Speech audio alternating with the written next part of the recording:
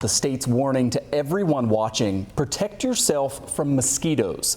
The health department issuing a, quote, declaration of imminent threat to public health.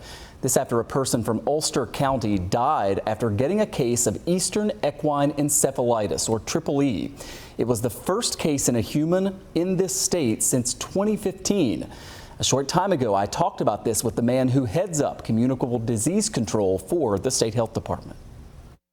We really appreciate you taking time to kind of guide us through this. Let me just start by asking you, what does this emergency declaration really mean in a practical sense?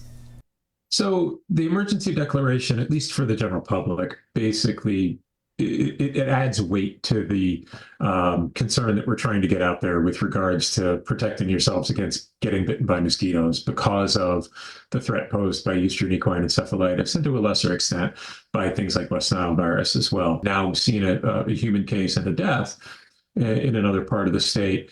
I think the imminent threat to public health declaration certainly adds weight. We hopefully it will get people to pay a little bit closer attention, particularly at a time of year when people aren't thinking about mosquitoes as much. I think once past Labor Day happens and people go back to school and start to get into their regular sort of fall and winter routines, you don't think about mosquitoes as much as when you're out in the summer and, camping and playing and vacationing and so forth.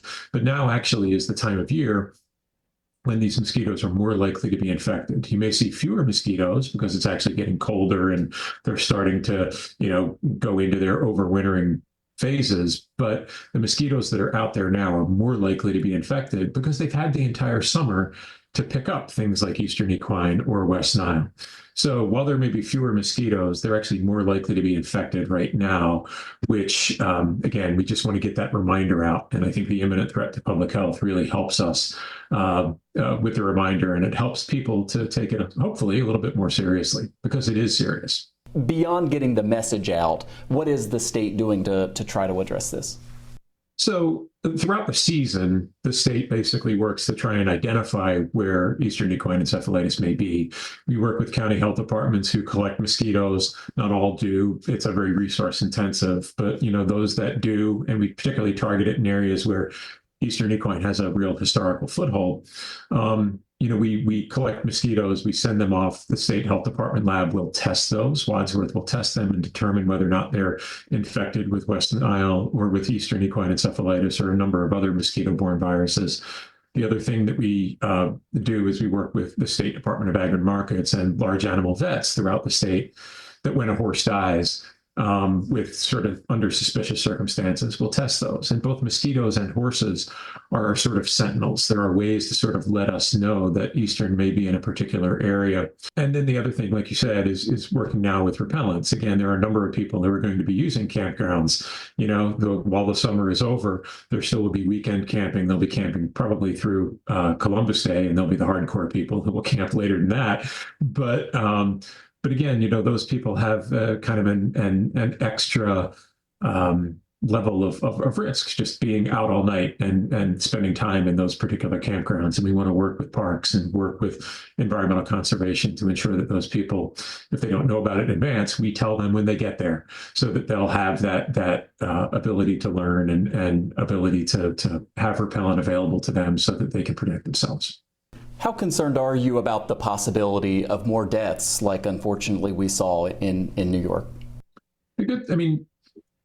I'm always concerned, right? One of my job is to be concerned about the public's health from a variety of different diseases, including Eastern equine encephalitis.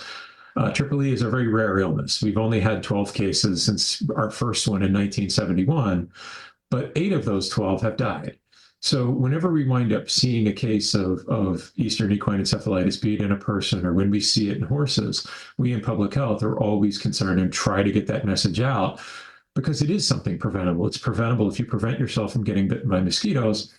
You can prevent yourself from getting this disease that has a fatality rate that's really, really high for those who are exposed to it. This death was on the other side of the state, but does the risk also exist here in Western New York in the greater Buffalo area? We have, in the past, we have seen Eastern equine encephalitis in areas south of you, in Chautauqua and Cattaraugus County. We've seen it this year in Wayne County, so a little bit further east of you, but still west. We think of that as Western New York still. So the historical precedence does show us that we can see it in the kind of the Buffalo regional area. There certainly are places around the state where we see it sort of much more frequently. But this is something that we consider to be a statewide possibility, which is, again, why the commissioner and the governor said what they said yesterday. Finally, you mentioned this is preventable by preventing mosquito bites. What is just your message to viewers who are watching now who just don't think of a mosquito bite as being something that could be potentially deadly? I mean, the way that I always try and phrase this with friends and family is you don't want to get bitten by mosquitoes because it's annoying. But the other thing is they can cause really serious harm. And if you can prevent yourself from getting bitten, you can kill a number of birds with one stone here. You won't necessarily get that annoying itch, but you can also prevent yourself from getting some really, really serious diseases like Tripoli or West Nile. And trying to avoid areas where that there are mosquitoes that are living, marshy areas, wet areas. And if you can avoid those, particularly at dawn and dusk when mosquitoes are most active, while wearing long sleeves or while wearing insect repellent, can really help reduce the likelihood of you getting bitten and the potential impacts that come from that. This is hugely important. Thank you so much for taking some time to share your insight with us. Great. Thank you very much.